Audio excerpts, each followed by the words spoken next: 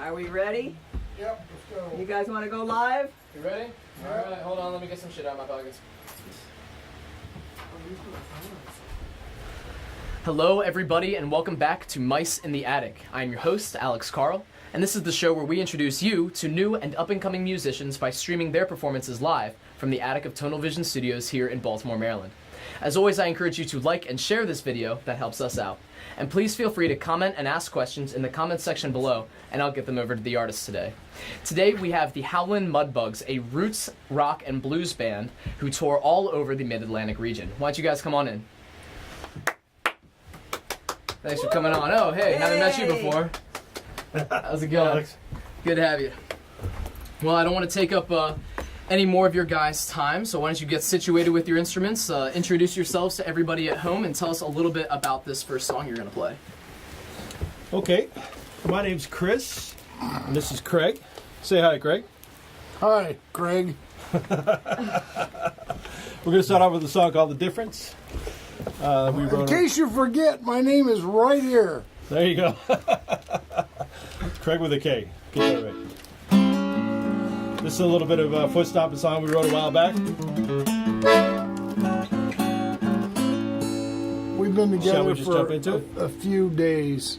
Okay, Yep. go ahead. All We're right. up and coming, slow and steady for about 20 years. Yeah, Everybody 25 years. enjoyed The Difference by the Howlin Mudbugs.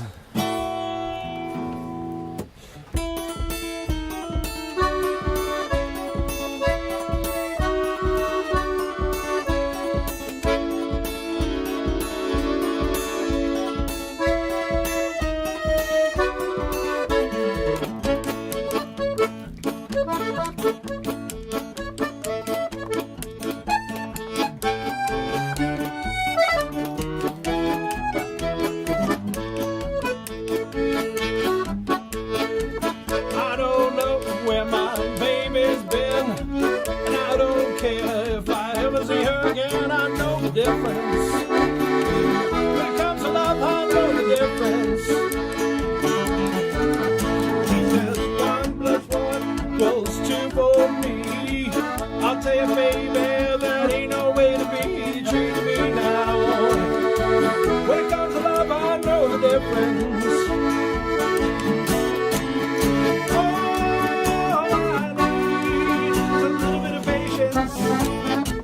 That's what she says anyway. All I need is a piece of mind. I don't know what you're trying to prove. I don't care about what you think you're gonna do. I know the difference, yeah. When it comes to love, I know the difference. I like the think so anyway. Oh.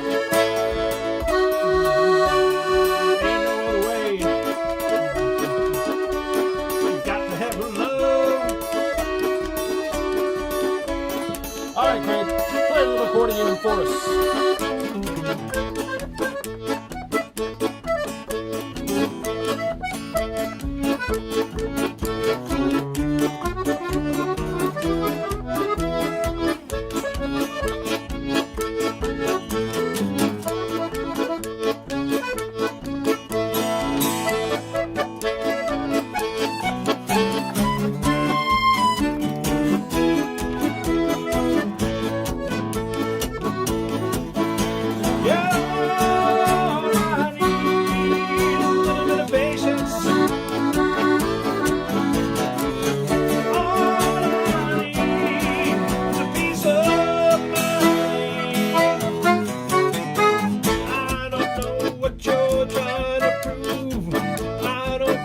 What you think you're gonna do, I know the difference, yeah.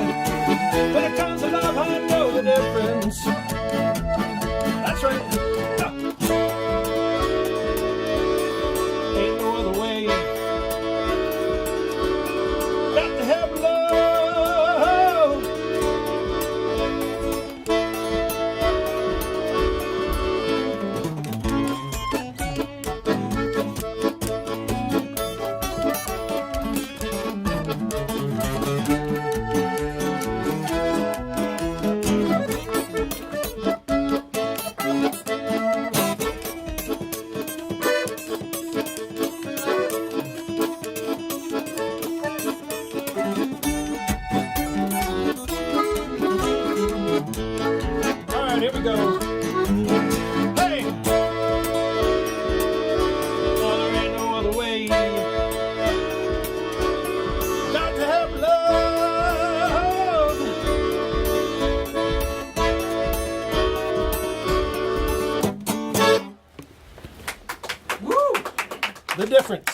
Great way to start, guys. I love those. That's some fast finger work you guys got there. So tell me a little bit about your band. How did you guys get together? Used to be faster when we were younger. Well, speaking of when you were younger, what are some of your musical influences growing up?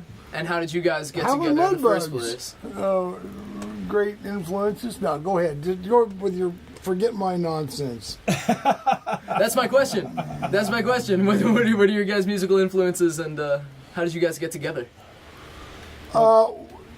We had a guitar player, and he lasted a very short period of time. Chris walked in, and I could tell by the way he held the guitar that he could play, and we've been together for 25 years. And that was it, you know. I mean, I didn't even, he says, Chris said, but you haven't heard me play. I said, I can tell by the way you hold your instrument, you know what you're doing. Chris, how did you end up walking through that door? I just knew Kraig from around town, and I was kind of new to town and trying to meet some musicians and stuff. So I heard about Kraig and met him and ended up having the luck of having Chris the is opportunity to good work. because Chris doesn't sound like a light, like a wimpy little player. Like ding, ding, ding, ding. And when he plays the guitar, you know somebody's playing the guitar.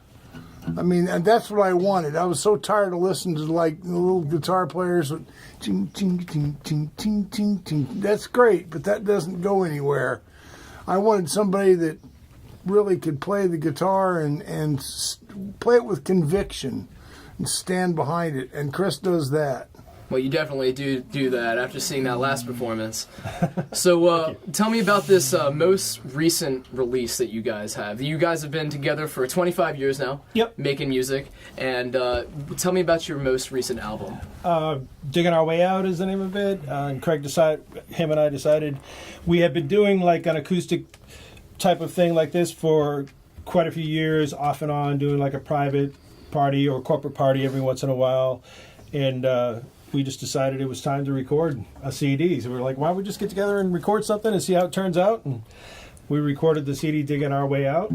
And at the time, we were in a lot of debt, hence the title. Did that help, releasing that? That helped you dig your way out? Not really. It's just the music business. But it was a nice sentiment, though. Yeah. Nice. We had high hopes. Makes for a nice story. Yeah, right. Sure. But we released the CD, and we've been growing. We do some like outdoor concert type of venues and a festival here and there, and over the years. And you say a lot of private events too, right? Yep. People book you Yep. often for private events. So people watching this know that if you have a private event coming up that you would like to book a roots rock and blues band for, we have these guys are very much available for you. So, well, I actually don't know if you're very much available. I don't know what your schedule looks like. We're very available. Let us know. We'll make it work. Very cool. Well, tell me a little bit about this next song that you guys are going to play. Dogs. We're going to do a song now called Natty Bo. Of course, we're from the Baltimore area, and at the time I wrote this, I was drinking a whole lot of Natty Bo. Sometimes you're inspired by what's right in front of you. Yeah, exactly. Well, we figured we'd write a song about it. Well, everybody enjoy Natty Bo by the Howlin Mudbugs. Okay. 1, 2, 3, 4.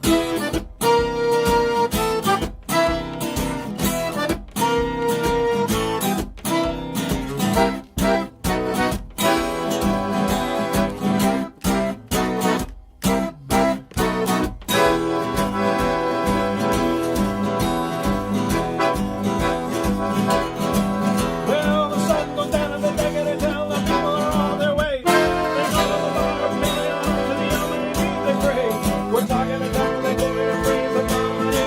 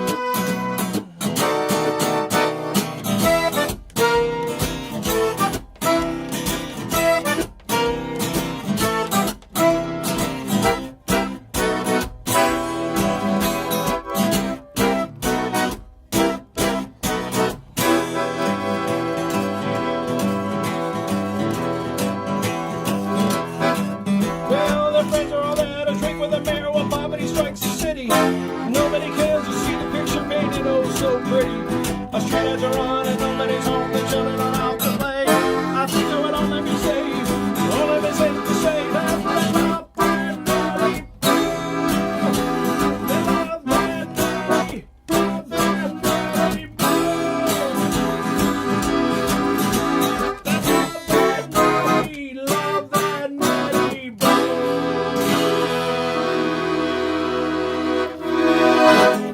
Our Natty Bo song. Well, if you've gotten anything right about us Baltimore folks, it's that we do love that Natty Bo. Yep.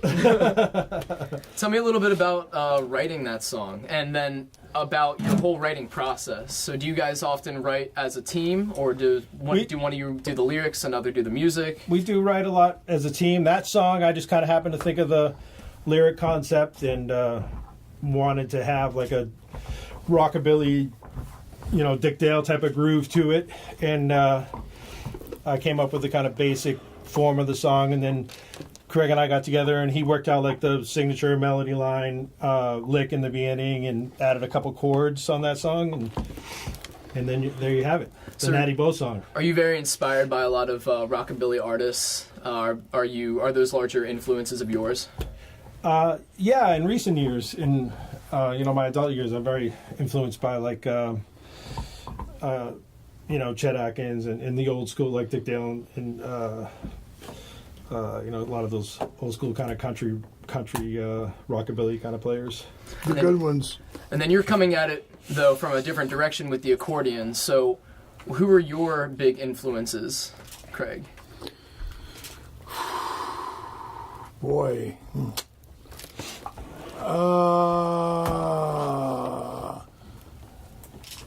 I tell you, one of the times I screwed up the most, Frank Morocco, the guy that did all the films. I mean, he's done, I'd say 650 films if he's done one. Asked me to play at the NAMM show out in Los Angeles, and I said, no, that's okay. I'm still kicking myself for not doing it.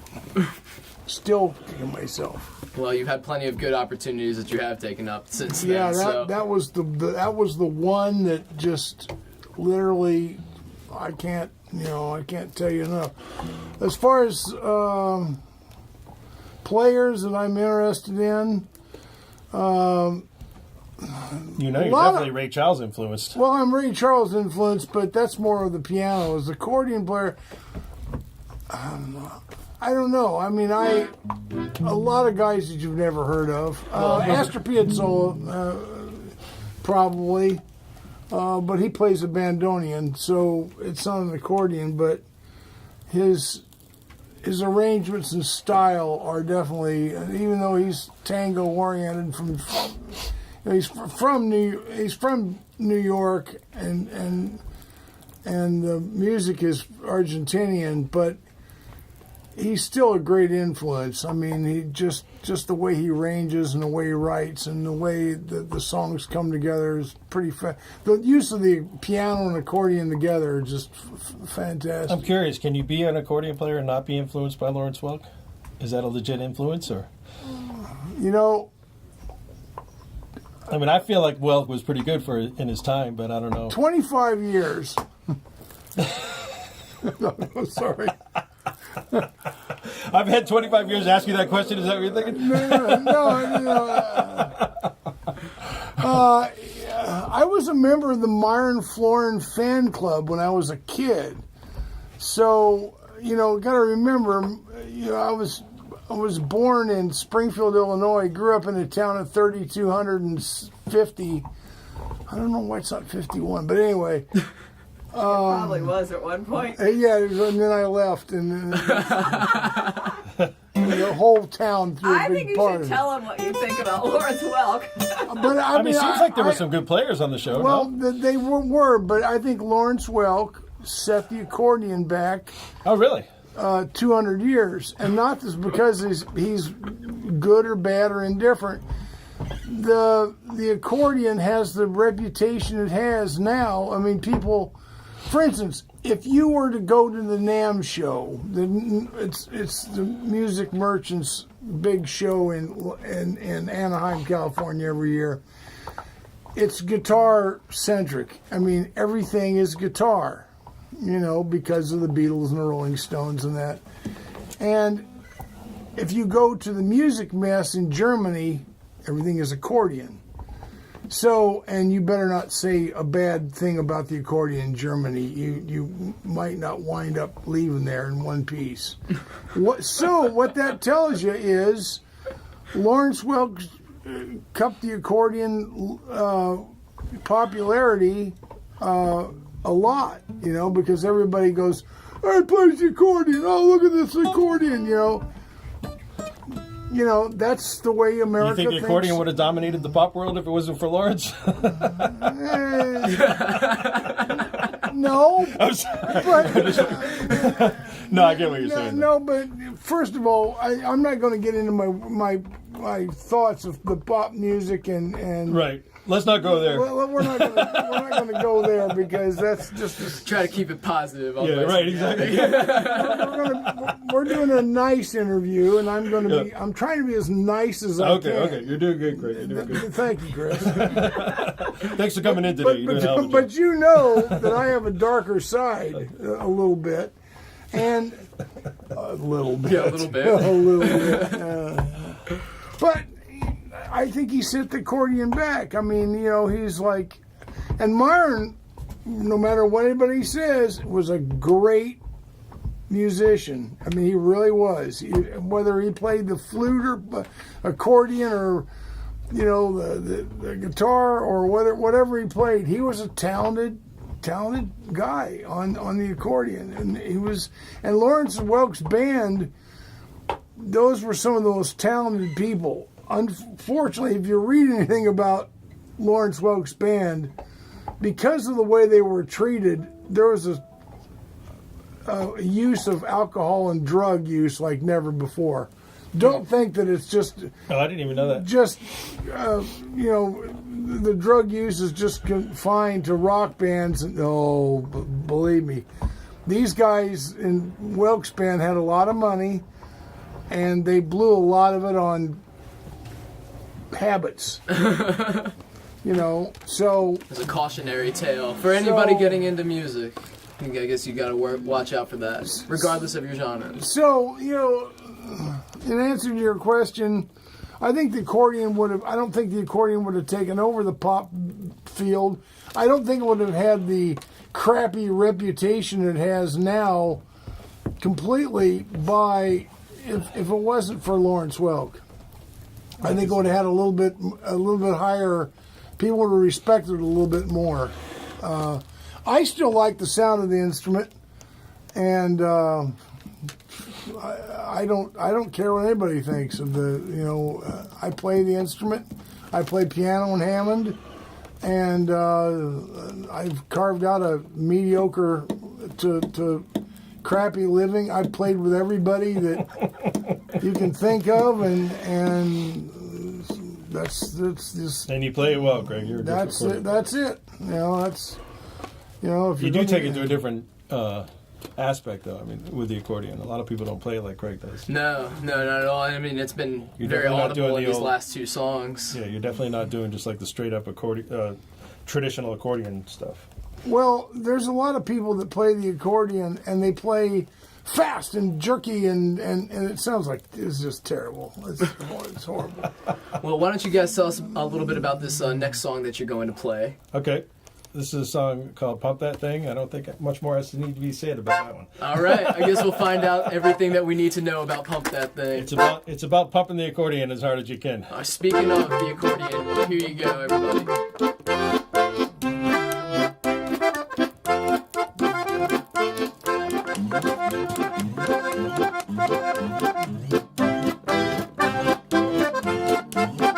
Oh yeah!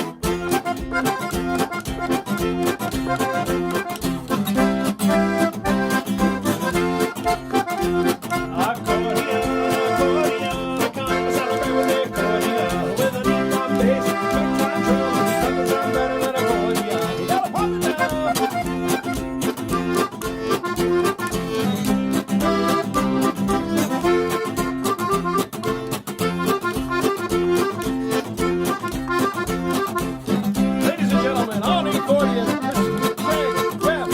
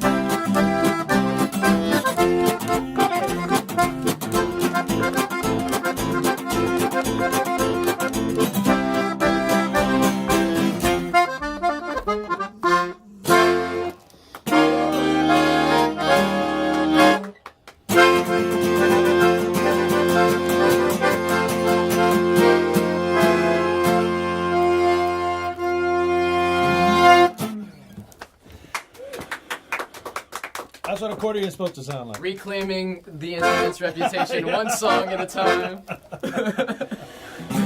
So you guys, as you were saying before, you do tons of private gigs, especially all over the Mid-Atlantic region. Do you have any experiences that you look back at particularly fondly, or any gigs that you've had that were exceptionally exciting for you? You know, Or that stand out in any way. We've told you stories. There's always stories of the road. We've been literally, Chris and I have been literally everywhere. And if we told you some of the stories, you wouldn't believe them anyway. You'd say we were lying to you. Well, give me one that I think you're going to lie about. One time we played a fundraiser for the watershed, the Falls River watershed. Oh. We played the water. The body of water ran like a river here. The audience was on the other side, and we set up on an incline that was like a 45-degree angle of rocks going up underneath this bridge in Baltimore. And we played across to the audience. If I would have across the river. Could they hear you? They could hear it because it was like echoing everywhere. If I would have moved 1 square inch, I would have fallen straight into the water. And everybody was like leaning backwards, just like not, because. Steadily we were sliding playing down on something like this. We were like mountain goats up there. And we were like, oh, you've got to be kidding. And we had to lower all the equipment down from the bridge above. The bridge above, and lower all the equipment down, and then and we had a generator set it up top, and we had to run an extension. Oh my god! We did have a couple of PA speakers. So, it was unbelievable because there was a generator there. I don't know why they what wanted an operation. that. Yeah, it was kind of crazy. We didn't know what we were getting into until we got there, but it went off. It was good. Yeah, and people liked it. As long as they could hear and nobody fell down a hill into the river. Exactly. How could you not like that? Nobody fell into the river, so I guess it was successful. Well, half the show is watching you guys like try not to fall down. Right? You get the music and the show. Yeah, I like New Year's Eve on Fells Point Square too. Oh, there was that one, yeah. What was that all about? It was so cold. 10 below zero. Well, they had these space heaters.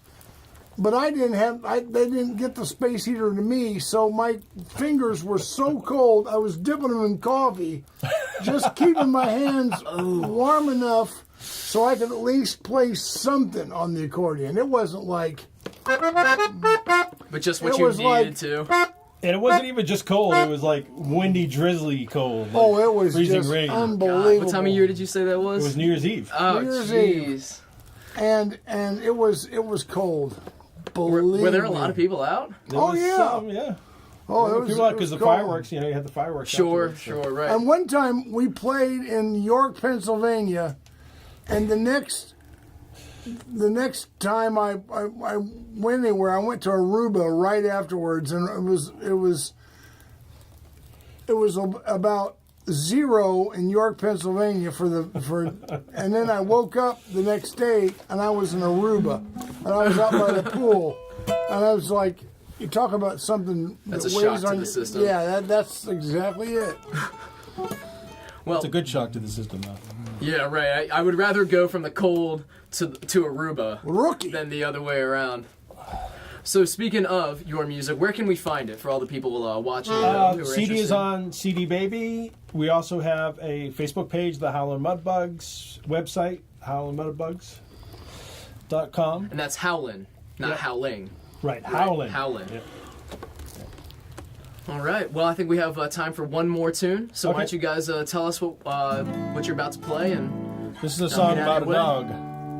About a specific dog. Yep. Any dog in this room. It was originally written about my dog Riley. We're gonna sing it to Penny today. Penny, you've been here for 15 episodes so far, and this is the first time anybody has sung a song. Penny's been keeping us company. To you. We really appreciate that, Penny. Good girl. Well, everybody enjoy The Life of Penny, formerly known as The Life of Riley. Penny's full of angst.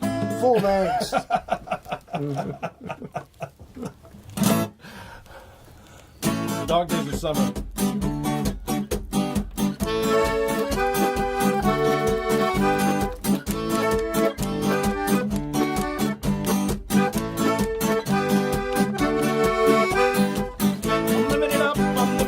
I'm living a life, Penny.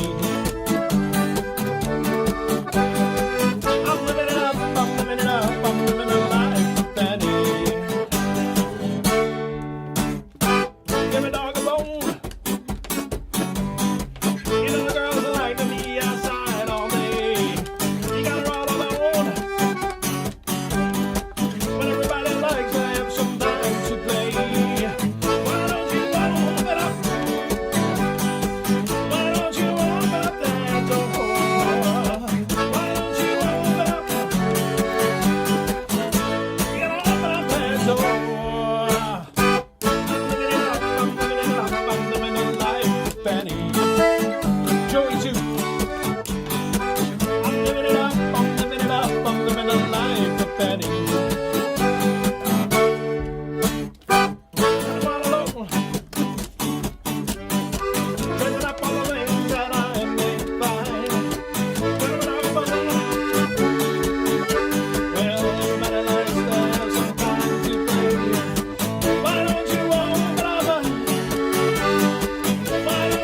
open up that door?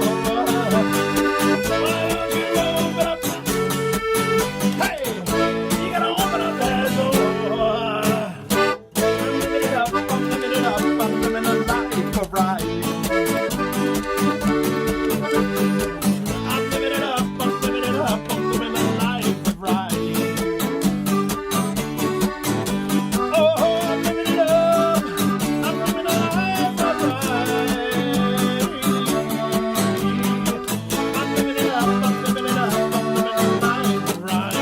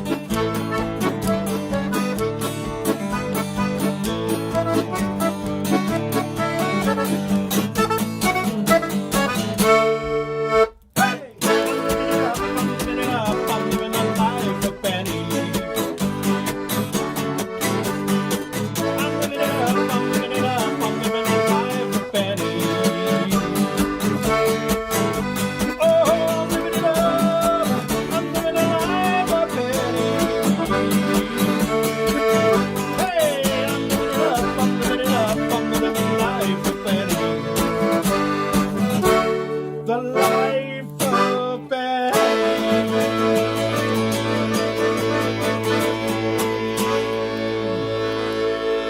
Thank you so much for watching. Woo! No, thank you. Penny, what'd you think of that? You got your own song today. Penny looks like a She giant loves it, look at turtle. Yeah, well, she's not leaving, so that's a good sign. Well, thank you Joey's guys so jealous. much for doing this with us today. We Sure. really loved having you on the show. So before we sign off, is there anything else that you'd like to tell anybody at home? Check us out online. Check out our Facebook page. Go on there and like it. We love to see you out at shows. Follow us around. Very Thanks cool. for everybody who's been following us for all these years. And this is my name right here. Bedazzling. Kraig. Yeah. Bedazzled accordion. Bedazzled. Well, thank you very much, everybody. Have a wonderful 2 weeks, and we will see you next time. All right, cut. Awesome.